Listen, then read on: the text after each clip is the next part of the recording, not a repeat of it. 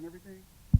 I mean, I love the city and everything. I love the people and what it's about, and the program and what it's about. But it's kind of been difficult, coming in and then getting injured and stuff, like having to deal with that, being here, going through the rehab and stuff. But besides the injury thing, I love the city. I love the program. It's been awesome. And when you came here, I mean, obviously you knew what this program did for quarterbacks, but just like for you, like, was it an easy decision, or just kind of what was the decision like for you just to decide to come to Memphis? It was a very easy decision, actually. This is a funny story. In high school, my dad actually sat on a plane next to Silverfield when he was O-line coach here. So when I entered in the portal, I knew we had a connection with Silverfield. So it was a really easy decision. I knew what he stood for and what kind of program he wanted to build. And it was a really easy decision with the offense, and being Norvell's offense, I know what the numbers and what it's done for quarterbacks. So, I mean, there really wasn't any other place I really wanted to go coming out of the portal. And I know Brady White had said to us about how when he was at Arizona State, he watched Memphis and kind of saw what the offense was like. So what did you see in this offense that was attractive to you as a quarterback? I mean, they get the ball in the playmakers' hands, and that's all a quarterback can ask for. Let the playmakers make the plays, not the quarterback. It makes it easy on us. And I think that Cotton Bowl was the main game I remember watching as like a not on, in the program, and that kind of knowing that game and everything. It was that kind of made the decision easier, knowing that offense is going to put up numbers and be easy on the quarterback as far as reads and things like that. And then, how has it been, working with Cramsey? It's been awesome. I love Coach Cramsey. He's kind of brought a new energy into the offense, and it's made football fun. And I mean, I love him, honestly. He's been great with the quarterbacks. He's been energetic. He's taught the offense. He's came in and worked his butt off too. So it's been great. And one of the things he praised you and Seth for is just the camaraderie you guys have, and the relationship you guys have as you're going through this spring ball. What has that relationship been like with Seth? And why do you think you guys gravitated to each other so as quickly as you did? We kind of have the same personalities, so I mean that was a big thing when we first got here, and we were both got here in January, so we were kind of learning the offense together, and we kind of build on each other. If someone does something bad, the other guy will pick them up, and vice versa. And it's been great having him to come watch film and build off each other.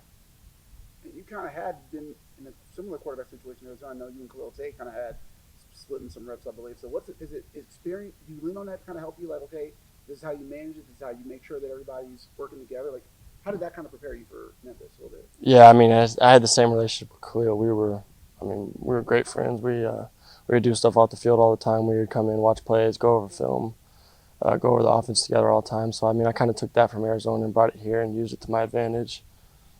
And how tough was it for you last year? I mean, you come in last year, you maybe think the season goes away, and then obviously the injury happens, play. What was that like last year, just kind of watch and learn from the sidelines instead of being on the field? It was obviously difficult, but I kind of took it as a learning perspective, and sit on the sideline, being able to look at defense instead of being out there, and kind of seeing the plays and the reads that Seth was going through, and be able to use that now because I was able to watch it from the sideline and see kind of things he did that were good that I could use myself.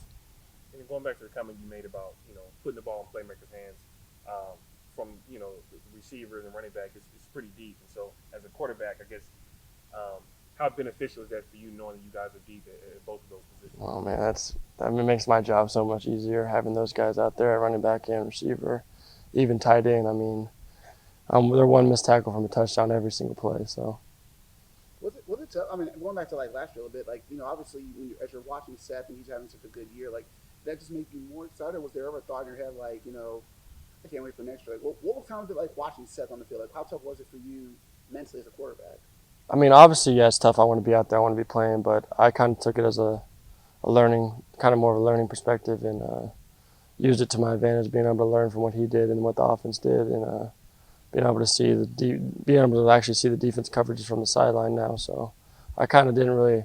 I was upset at first. Obviously, it was hard at first, but I didn't stay down for too long. I did my rehab, worked my butt off, and got on the sideline and used it as an advantage.